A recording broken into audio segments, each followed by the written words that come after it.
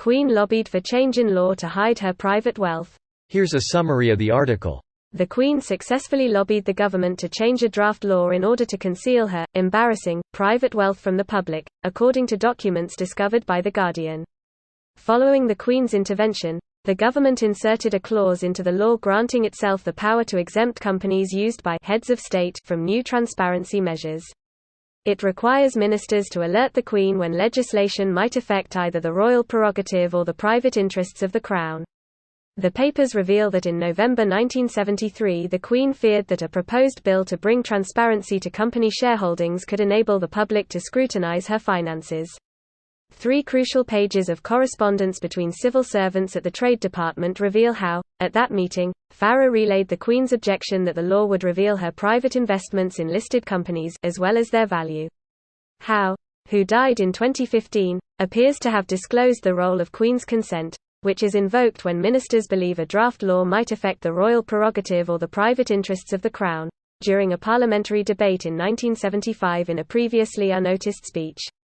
It was a major scoop for the communist newspaper, but the leaked papers did not establish whether the Queen had lobbied the government to help conceal her wealth.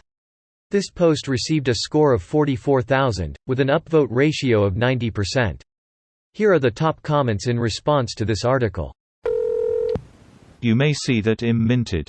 You may not see just how much. Cause it's fucking ridiculous how rich I am. The crown jewels alone are worth billions, estimated 4 billion, but essentially priceless. The value of all the land she owns on top is essentially incalculable. We're into for fun academic exercise to guess how much she's worth. It's practically infinite. Almost nothing could make her lose enough worth for her worth to become a real number that mattered. Greater than the crown jewels alone are worth billions, estimated 4 billion, but essentially priceless. She doesn't own these, the state does. In right of the crown, stuff is owned by the state, not her personally. Interesting to know. I'll knock 4 billion off of my napkin math worth estimate. I love how your original point is made with the correction haha. Haha yeah. It's like, update on your accounts ma'am. There's nothing on this planet that a human can purchase with money that you cannot afford. Did you remember to remove that 4 billion? Ah, yes. Let me just. Your financial situation remains unchanged, ma'am. Here is £4 billion. Go see A Star War. I mean, it's one crown jewel, Charles. What could it cost? £4 billion. I love all my children equally. I don't care for Charles. Well, this is likely the modus operandi on that level for many. A certain country in C with 9 monarchs says hi. 9 monarchs in C? Who? I know South Africa has several, as well. Edit, it's these guys, abolish the monarchy. I think he's referring to Malaysia, which has a rotating king system between like 9 different regions which each has a prince or whatever they call it. They are called sultan, and they are the ruler of their states. They take turns every 5 years to be agong, which is the king of the country.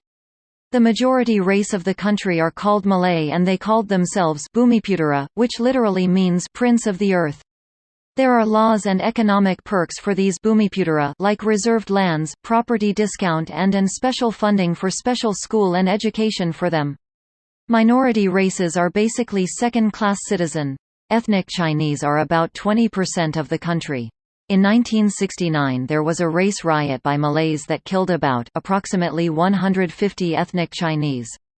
Not surprisingly, the estimates vary enormously by who you talk to.